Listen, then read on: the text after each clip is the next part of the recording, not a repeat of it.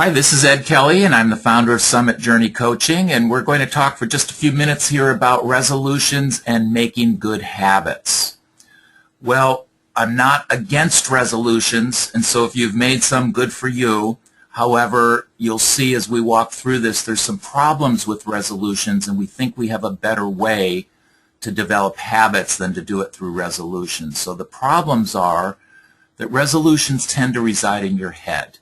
You make a New Year's resolution or you so resolve to do something, and it's usually in your head, maybe in your heart, but often not written. And because it's in your head, it's your responsibility. It's not out there with a team or other people or your staff or your family, and so it weighs on you. Resolutions usually depend on being motivated. That's why they tend to come up at the end of the year. People get excited about the new year and the clean slate. But it's hard to keep your motivation up. That kind of comes and goes. And resolutions, the biggest problem with them is they tend to not have a specific action plan. We just want to accomplish something, but we haven't written down how we're going to do it. And finally, resolutions can often be vague. And the more vague it is, the less likely you're going to accomplish it.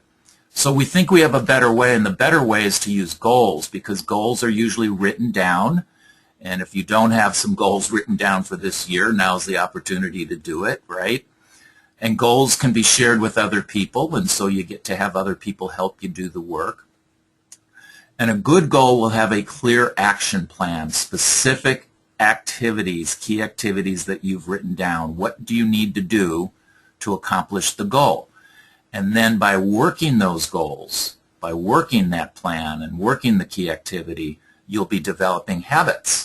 And that's the cool part about it. By simply working your goal and doing the key activities over and over and over, you're both going to accomplish the goal and you will be building a new, probably very healthy and good habit.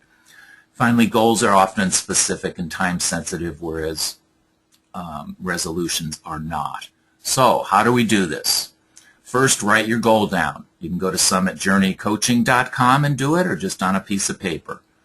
Make a simple plan with simple key activities. What steps do you need to take specifically in order to accomplish the goal? Write those down, and then tell someone about it so you have someone on your side and backing you and someone to help hold you accountable.